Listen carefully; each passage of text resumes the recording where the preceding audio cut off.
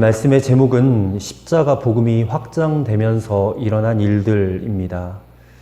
자, 본문에서 드디어 복음을 전하던 사도들에게 핍박이 가하여지는 것을 보게 됩니다.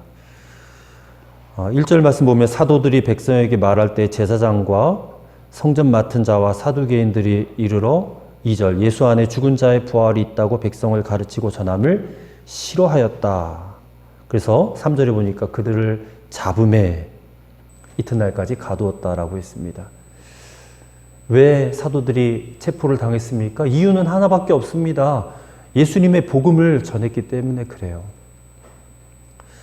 참 이상하죠? 복음을 전해서 날 때부터 앉아서 지낼 수밖에 없었던 안진뱅이가 벌떡 일어나서 하나님을 찬송하고 막 뛰고 걷고 하는 모습을, 그 기적을 보았잖아요. 이 복음은 구원의 복음이고 치유의 복음인데, 기적이 일어나는 복음인데 왜 당시에 이 관리들은 사도들을 잡아 가두고 이렇게 핍박을 하는 것일까? 그것은 복음의 특성이 그렇다는 것입니다. 복음의 특성이 그렇다. 여러분, 복음은 그저 좋은 말씀이 아닙니다. 복음은 죄와 저주에서부터 구원받게 하는 놀라운 소식입니다.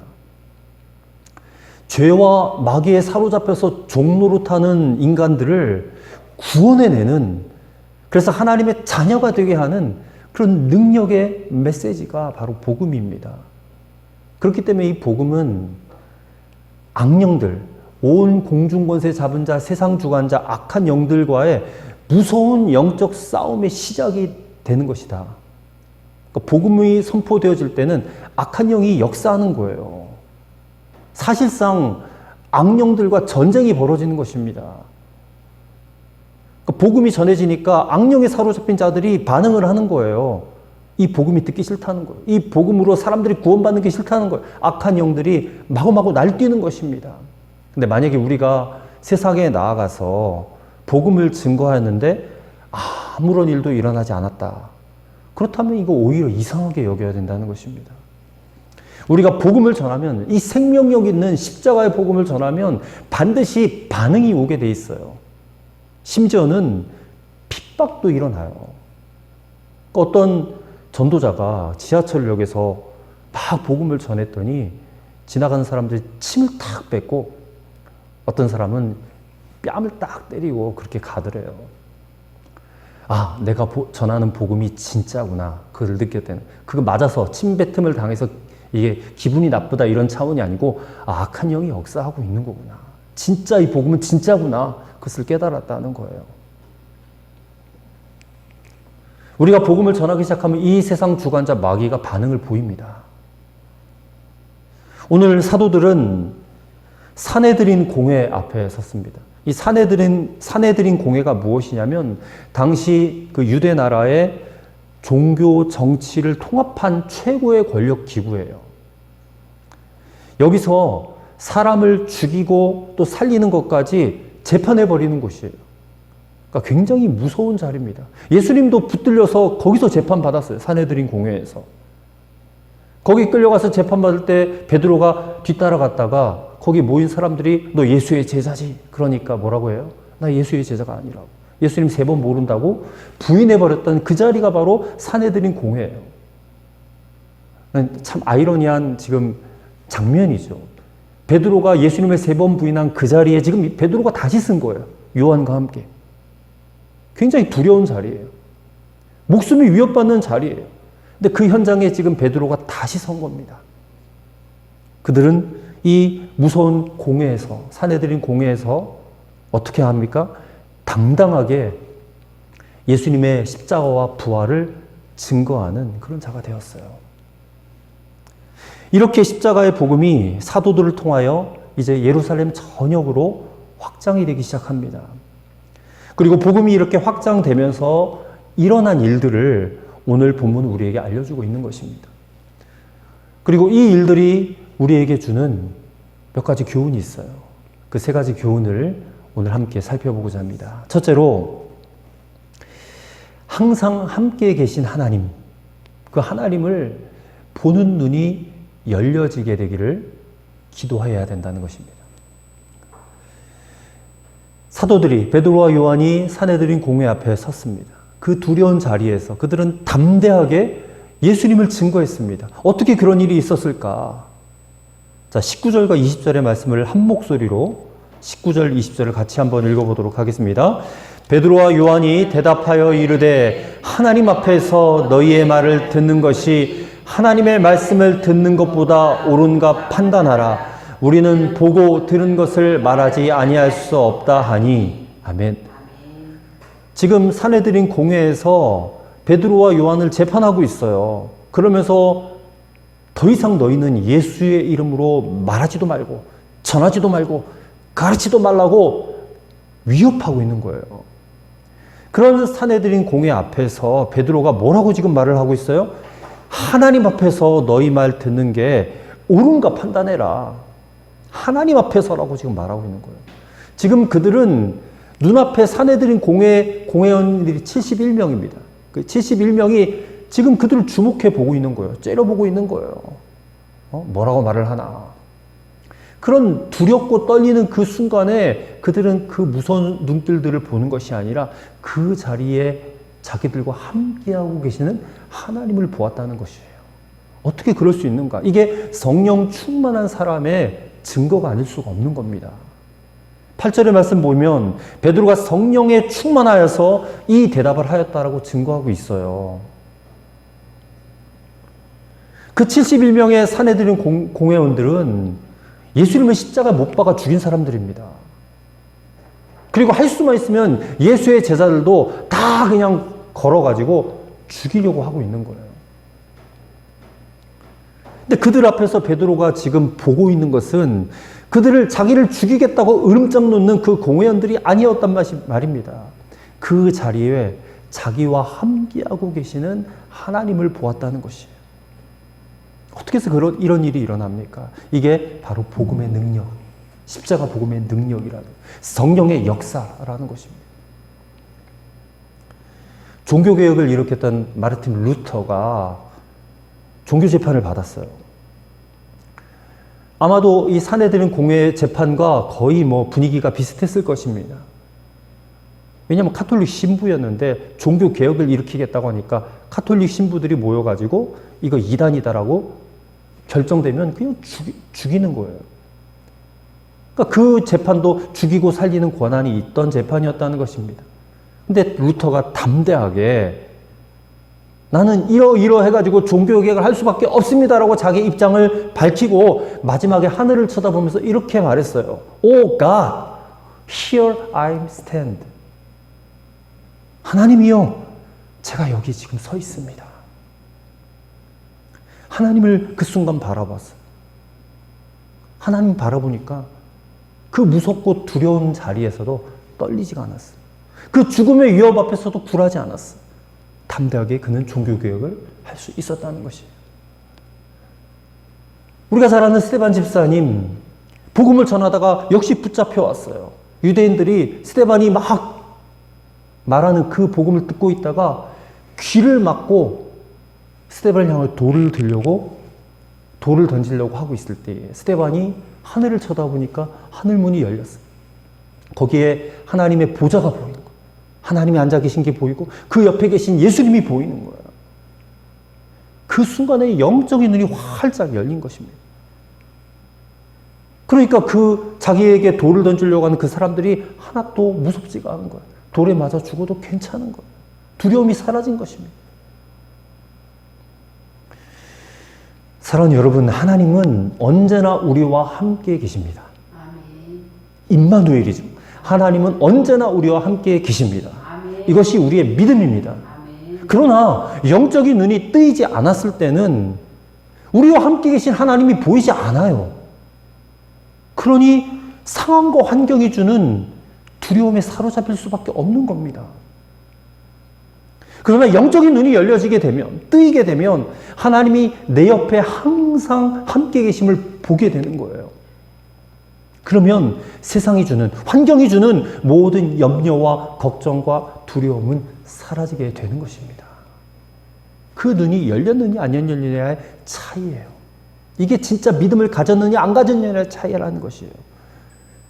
여러분, 저는 오늘 함께 이렇게 좀 기도했으면 좋겠어요. 하나님, 정말 하나님을 보는 눈, 그 믿음의 눈을 열어주옵소서. 좀 기도했으면 좋겠어요. 우리가 교회만 그냥 열심히 다닌다고 하나님 믿는 게 아니잖아요. 하나님을 믿어도 그냥 막연하게 믿어서는 안 됩니다.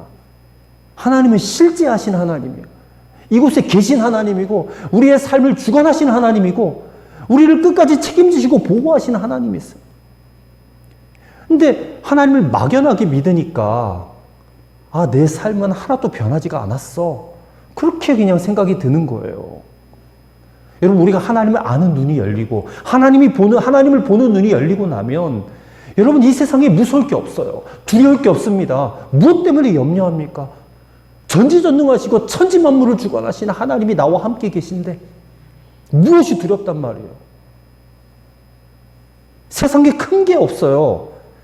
다윗이 골리앗 앞에 섰잖아요. 골리앗은 구척장신이에요.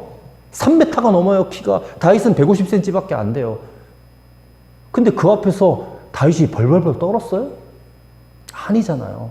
담대하게 물맷돌 5개 가지고 골리앗 앞에 달려갔잖아요. 어떻게 그런 일이 있습니까? 하나님을 보니까, 그 순간에 자기와 함께 계신 하나님을 보니까. 13절의 말씀을 보십시오. 그들이 베드로와 요한이 담대하게 말함을 보고 그들을 본래 학문 없는 범인으로 알았다가 이상하게 여겼다라고 했어요. 지금 자기들 앞에 서서 담대하게 얘기하고 있는 베드로와 요한을 보고 이상하게 여겼다는 거예요. 왜? 보통 재판받으러 오는 이 산헤드린 공회 앞에 재판받으러 오는 사람들 가운데 그 짓눌리는 그 분위기에 그냥 눌려가지고 말 한마디 제대로 하는 사람을 본 적이 없거든요. 근데 베드로와 요한은 사실 구할 수 있는가?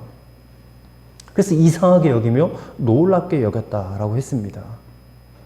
여러분, 베드로는 지금 예수의 이름을 전하지 말라고 위협하는 이 산헤드린 공회를 향해서 어떻게 하는 것이 옳은가? 하나님 앞에서, 지금 이 자리에 계신 하나님 앞에서 너희가 판단해 하고 외쳤어요. 여러분, 이건 오늘 우리에게 주시는 말씀입니다.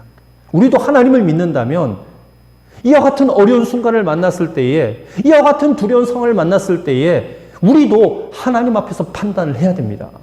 그리고 판단이 되었다면 그 어떤 순간에서도 우리는 담대하게 외칠 수 있어요. 자, 12절 말씀, 아주 유명한 말씀이죠. 우리 다 함께 한 목소리로 12절을 읽겠습니다. 다른 이로서는 구원을 받을 수 없나니 천하 사람 중에 구원을 받을 만한 다른 이름을 우리에게 주신 일이 없음이라. 아멘. 천하 인간에 구원받을 만한 다른 이름은 없다. 부처의 이름, 알라의 이름, 또 다른 어떤 종교 교주의 이름, 신의 이름, 그 이름이 우리를 구원하지 못한다. 누구의 이름만 우리를 구원하느냐? 오직 예수 그리스도의 이름만이 우리를 구원할 수 있다라고 담대하게 외치는 거예요.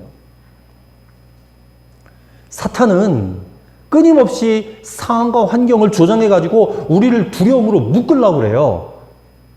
그러나 우리가 하나님 보는 눈이 열려지게 되면 더 이상 그 두려움이 두려움으로 여겨지지 않아요. 염려와 걱정이 사라지게 되는 거예요. 왜? 우리에게는 지금도 성령님이 역사하시니까. 성령님은 우리가 하나님을 바라볼 수 있도록 끊임없이 우리의 눈을 열어주시는 분이세요. 그래서 우리가 성령님을 의지하고 기도할 때도 성령님을 구하는 겁니다. 성령님, 오늘도 내 눈을 열어주옵소서. 지금도 내가 하나님 앞에 서 있음을 보게 하여 주옵소서. 그러면 성령께서 역사하시는 거예요. 우리가 이것을 믿고 기도하는 겁니다. 성령님, 오늘도 이 시간 예배드리는 이 시간도 우리의 눈을 열어 주옵소서. 세상보다 크신 하나님을 보게 하여 주옵소서. 문제보다 크신 하나님을 보게 하여 주옵소서. 그러면 우리가 세상에서 살아갈 때 그 어떤 어려움이 몰려와도 우리는 두렵지 않을 것입니다. 우리는 방황하지 않을 것입니다. 담대하게 함께 하시는 주님을 증거하게 될 것입니다. 두 번째로, 기도할 때에 하나님의 뜻을 알게 해달라고, 그리고 그 뜻을 이루어지게 해달라고 기도해야 된다는 것입니다. 자, 베드로와 요한이 아마도 예수님을 만나지 않았더라면 그들은 평생 감옥이라고는 가볼 이유가 없었던 사람들입니다. 그런데 지금 예수님의 부활을 증거하는 전도자가 되는 바람에 이렇게 감옥에 붙들려 와서 하루를 지냈어요. 그리고 사내들인 공회는 이제 사도들에게 예수 이름을 사용할 것을 금지했습니다. 다시는 예수에 대해서 얘기도 하지 마라. 예수의 이름으로 말하지도 가르치도 마라. 계속해서 그렇게 하면 너희는 죽는다. 21절에 그렇게 위협을 받았어요. 근데 그 경고를 듣고도 그들이 얼마나 담대합니까? 자, 그들이 풀려나서 자기와 함께 했던 사람들 가운데 서서 24절의 말씀 보세요. 24절 이렇게 말합니다. 그들이 듣고 한 마음으로 하나님께 소리를 높여 이르되, 여기서부터 기도하는 거예요. 대주제여 천지와 바다와 그 가운데 만물을 지으신 이시요 라고 하면서 기도를 시작해요. 자, 지금 그들은 예수 이름 말하면 죽는다라고 위협받고 나온 사람들이에요. 근데 지금 그들의 기도는 어떻습니까? 하나님, 이 상황을 지금 보세요. 이 형편을 지금 보세요. 우리가 지금 예수님의 이름을 말하면 죽게 되었습니다. 그러니 제발 좀 역사하셔서 이 어려움 사라지게 해주세요. 이렇게 기도했어요? 아닙니다. 그런 기도가 아니에요. 지금 닥친 어려운 상황을 벗어나게 해주세요. 이런 기도했어요? 아닙니다. 그들은 더 담대하게, 더 당당하게 하나님의 이름을, 예수의 이름을 고백하고 찬양했다는 것입니다. 24절부터 30절까지가 그들이 그렇게 한 마음으로 기도한 내용이에요. 그랬더니 여러분 무슨 일이 일어난지 아십니까? 31절 보니까 그들이 그렇게 기도한 이후에 하늘에 권능이 임하는 거예요. 그들이 모여서 기도하는 곳에 진동하였다. 진동이 일어났다라고 했어요. 도대체 사도들이 어떻게 기도했기에 그런 진동이 일어날 수 있는가? 여러분, 사실 기도는 우리가 많은 경우 기도의 오류에 빠지는 경우가 많아요. 근데 기도의 정확한 의미가 뭐냐면 우리의 소원을 하나님께 아뢰어서 그거 이루어지게 해달라고 허락받는 그런 방법이 아니에요. 어려움 없애달라, 환난을 피하게 해달라, 돈을 달라, 건강하게 해달라. 이거는 예수님도 말씀하셨듯이 이방인들이나 구하는 기도예요. 불신자들이나 아니면 다른 종교인들이 비는 것과 똑같은, 그저 내 소원 이루어 달라고 하는 것에 불과해요. 많은 성도들의 기도가 자기 소원 성취나 문제 해결에 그저 머물러 있어요.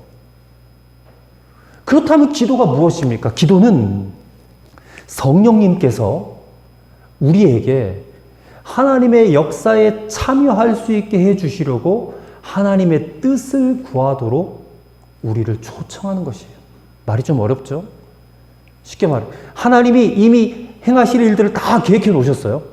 이 세상에, 또 우리의 삶에 하나님이 행하실 일들을 다 계획해 놓으셨어요. 근데 그 일들을 이루시려면 우리의 기도가 필요해요. 우리의 기도가. 근데 그것을 누가 깨닫게 하세요? 성령님이 깨닫게 하셔서 우리에게 기도의 제목으로 하게 하세요. 성령님이 깨닫게 하신 그 기도를 기도할 때 하나님의 계획들이 이루어지게 되는 거. 그러니까 우리는 기도로 그 일에 참여하게 된다, 그 말입니다. 자, 사도들의 기도를 한번 보십시오. 그들이 어떻게 기도했는지 29절과 30절 말씀 같이 한번 읽어보겠습니다. 주여, 이제도 그들의 위협함을 굽어보시옵고 또 종들로 하여금 담대히 하나님의 말씀을 전하게 하여 주시오며 손을 내밀어 병을 낫게 하시옵고 표적과 기사가 거룩한 종 예수의 이름으로 이루어지게 하옵소서 하더라. 아멘. 그들은 지금 그들 자신의 안위와 어떤 회복과 어떤 그런 변화를 위해서 기도한 것이 아니라 권력자들이 지금 위협하잖아요. 그 위협에서부터 좀 벗어나게 해달라.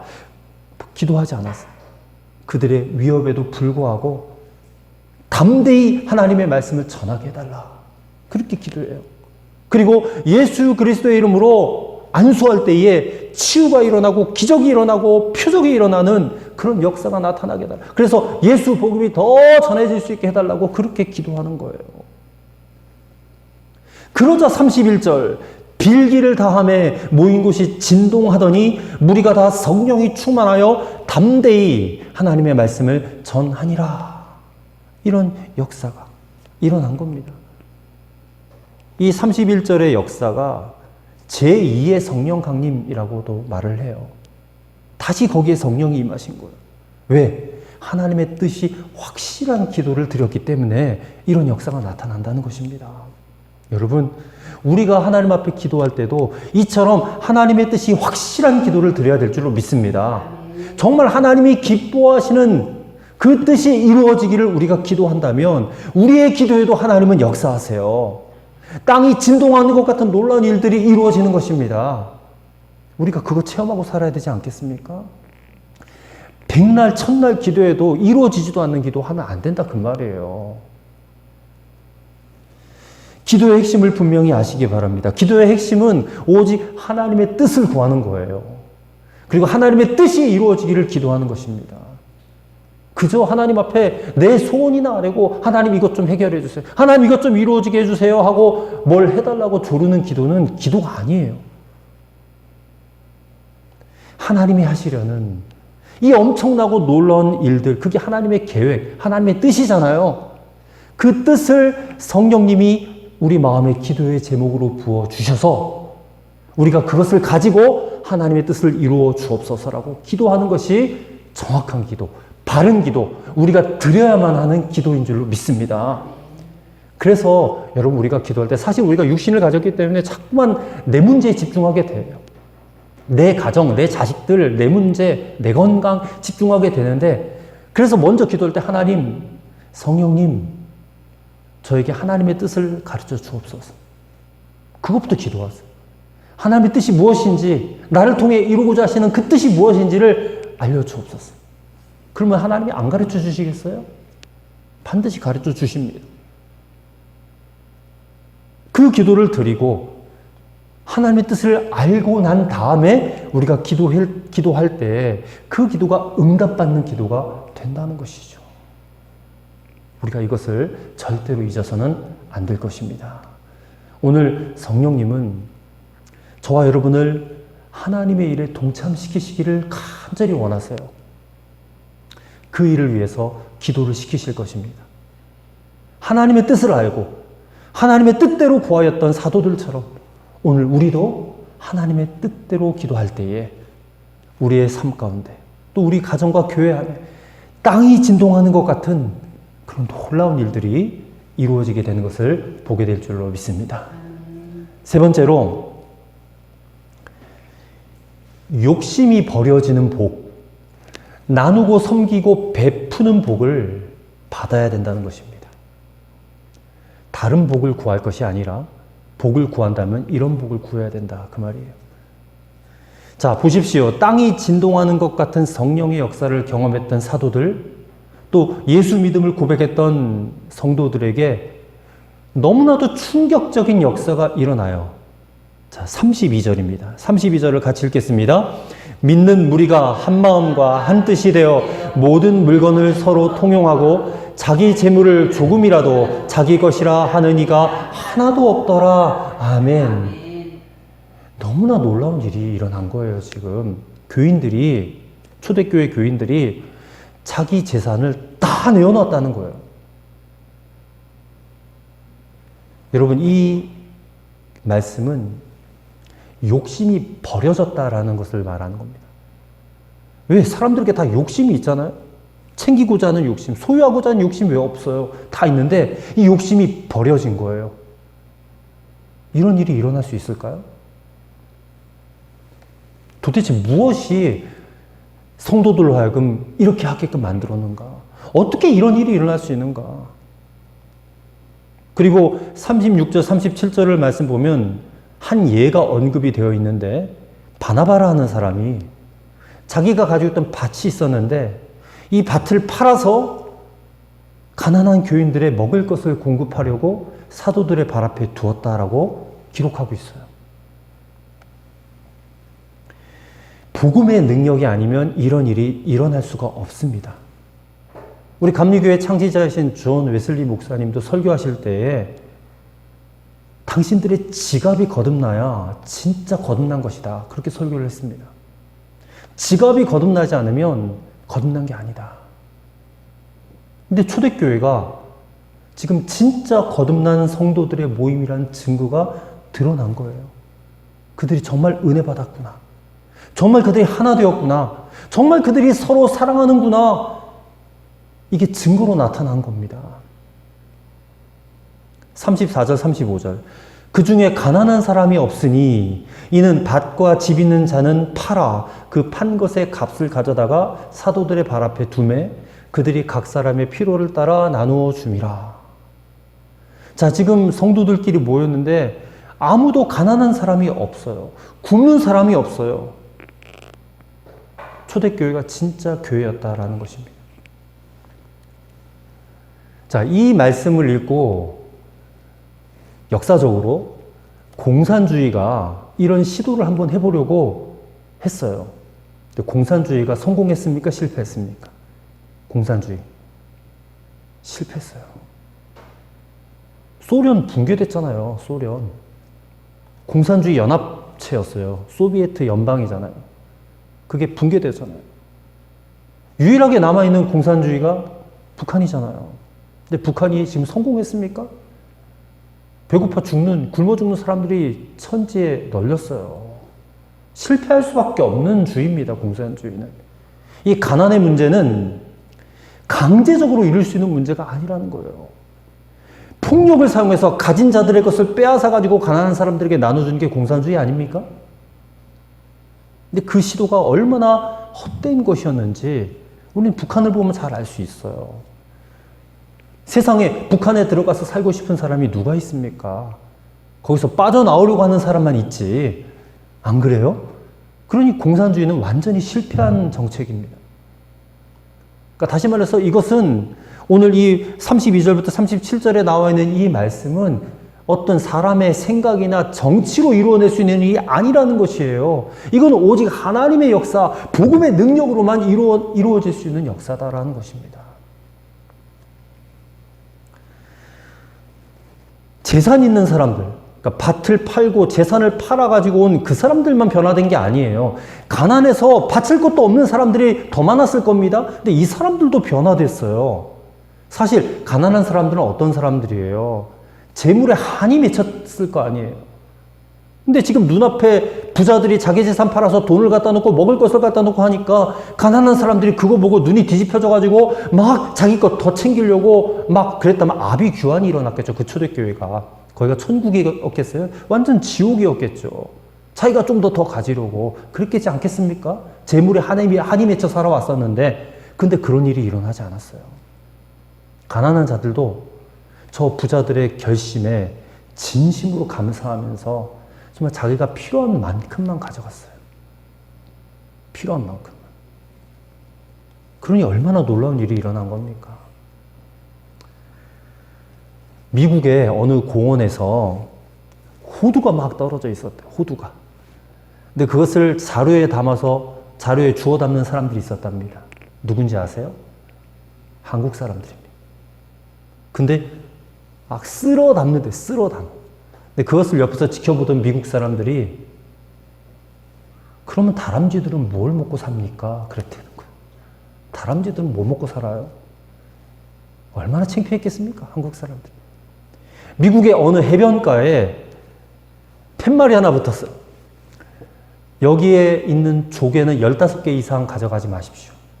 규정이 싹 딱 써붙여 놨대. 누구 때문에 그런지 아세요? 한국 사람들 때문에. 그냥 바닷가 와서 눈에 조개가 보이니까 조개를 쓸어 담는 거예요. 씨를 말려버릴 정도로 조개를 쓸어 담아가니까 미국 사람들이 보다 못해 만들어 놓은 규정이 15개 이상 가져가지 말라. 이 이야기 보면서 참 창피했습니다. 한국 사람들의 욕심이 얼마나 큰지를 보여주는 이 이야기가 오늘 우리에게 경종이 되었으면 좋겠어요. 우리가 욕심이 얼마나 많아요. 사실 모든 사람들에게 욕심 다 있죠. 이 욕심이 사라지게 하는 힘이 강제로 욕심 버려. 욕심 안 버리면 죽여. 막 이래야지 욕심 버려질까요? 아니라는 겁니다. 오직 십자가의 복음만 이 욕심이 사라지게 만들 수 있는 능력이 된다는 것입니다. 더 많이 가지고 싶은 이 욕심이 저절로 버려지게 되는 것은 오직 복음 대신 예수님 그분이 돈보다 소유보다 훨씬 더 좋아졌기 때문에 일어나는 일입니다. 예수님이 더 좋아졌기 때문에. 이 예수님을 구주와 주님으로 모셔드리니 너무 좋은 거예요. 성령 받게 되니 이게 너무 기쁜 거예요. 그러니 초대교회는 욕심이 다 버려지는 복을 받게 된 것입니다. 내 것, 네 것, 소유 개념이 없어질 정도로 한 마음과 한 뜻이 되어버린 거예요. 이게 무슨 결심한다고 될 일입니까? 가르친다고 될 일이에요? 아니라는 것입니다. 오직 예수와 함께 죽고 예수와 함께 다시 살아나 새 본성과 새 마음을 얻어야만이 가능한 일이에요. 여러분, 이게 바로 진정한 기독교입니다. 예수를 구주로 삼고 예수님을 우리의 주인으로 왕으로 모시면 우리는 반드시 재물에 대해서 제정신이 돌아오게 되어 있습니다. 재물에 대해서 제정신이 돌아오게 돼. 웨슬리 목사님이 지갑이 회개한다는 말이 실제로 일어나게 된다는 것입니다. 여러분, 제정신 아닐 때는 끊임없이 돈 가지려고 해요. 왜? 소유가 복인 줄 아니까. 돈 많은 것이 복인 줄 아니까. 그게 타락한 마음이 가져다 준 변질된 생각이라는 거 여러분 아셔야 됩니다. 변질된 거. 타락이 사람들을 정신 잃어버리게 만든 거예요. 근데 복음을 듣고 예수를 믿고 예수님이 얼마나 좋은지를 깨닫게 되니까 제정신이 돌아오는 거예요. 영적인 눈이 열리니까. 제가 언젠가 그런 비유를 들었죠. 천국은 길바닥이 황금길인데 집에다가 황금, 돈 이렇게 차곡차곡 쌓아놓고 있는 사람들을 보면서 왜 아스팔트를, 벽돌을 그렇게 보관하고 있습니까? 이런 예를 한번 들은 적이 있어요. 우리가 지금 차곡차곡 모아놓고 쌓아놓고 있는 것들이 천국에 널려 있는 것들이다, 그 말이에요. 근데 그거를 뭐 이렇게 보관하고 있어? 그거 필요한 사람들 나눠주지. 그렇게 나눠주는 것이, 베푸는 것이, 그렇게 섬기는 것이 진짜 복이다. 도쿄올림픽에서 메달은 못 딴 탁구 선수가 한 사람 있어요. 삐약이라고 별명 가진 신유빈? 우리 다 잘 알죠, 신유빈 선수. 17살, 우리 규원이하고 동갑인데, 뭐 이래저래 광고도 찍고 해가지고, 이렇게 좀 소득이 좀 생겼나 봐요. 근데 이 17살짜리가 병원에 소아암 친구들 위해서 써달라고 8천만 원을 기부했대요. 그 아이가, 그 아이 집안이 기독교 집안인지는 잘 모르겠어요. 확인을 못 해봤는데. 그 모습 보면서 이 아이가 그렇게 인터뷰를 했답니다. 자기는 어렸을 때부터 자기에게 돈이 들어오면 그렇게 어려운 사람들 돕고 싶은 그런 마음이 가득했었는데 이렇게 내가 이른 나이에 이거를 실천할 수 있게 돼서 너무 기쁘다. 나눠주는 게 너무 기쁘다. 우리 규원이 8천만 원 기부할 수 있겠어? 한 1억이 들어왔어, 소득으로. 근데 8천만 원 기부할 수 있겠어? 예수님을 구주로 영접하고 나면 돈보다 더 귀한 것이 있음을 알게 돼요. 진정한 복은 더 많이 가지는 데 있는 게 아니다. 내게 있는 것을 베풀어주고 나누어주는 것에 있다는 것을 비로소 알게 돼요. 깨닫게 돼요. 이게 진짜 예수 믿은 증거입니다. 우리 예수님이 그렇게 사셨잖아요. 예수님이 이 땅에 오셔서 뭐 하나 가지셨습니까? 그분은 집도 절도 없었던 분이에요. 그냥 길바닥에서 자고 머리 둘 곳이 없다고 그러셨잖아요. 그리고 결국에는 이 세상 모든 죄인들을 위해서 자신의 몸을 아낌없이 다 내어주시고 죽으신 분이에요. 그리고 하나님은 어떤 분이십니까? 하나밖에 없는 외아들, 독생자를 아낌없이 우리에게 내어주시고 행복해 하셨어요, 하나님. 그리고 이젠 우리 차례입니다. 우리가 예수님을 믿으면 그렇게 되어야 해요. 될 수밖에 없어요. 소유할 때는 사실상 우리의 마음이 지옥과 같아요. 그게 편안한 마음이 들지 않습니다, 사실. 근데 나눠주고 나니까, 베풀고 나니까 그렇게 행복해질 수가 없는 거예요. 나누어주는 복, 나누는 복. 36절에 바나바가 땅을 팔았어요. 그걸 바쳤습니다. 그거 누가 하라고 강요했어요? 사도들이 당신 땅 있으니까 팔아서 바치시오. 안 바치면 죽여. 이랬습니까? 안 되면, 안 하면 안 되는 그런 분위기로 몰아갔어요? 그러지 않았습니다. 자발적으로 그렇게 했어요. 자원하는 마음으로 그렇게 했어요. 왜 자기 소유를 팔아서 바쳤을까? 땅을 소유하고 있을 때보다 그것을 팔아서 가난하고 어려운 교우들에게 베푸는 것이 훨씬 더 기뻤으니까 그렇게 한 것입니다.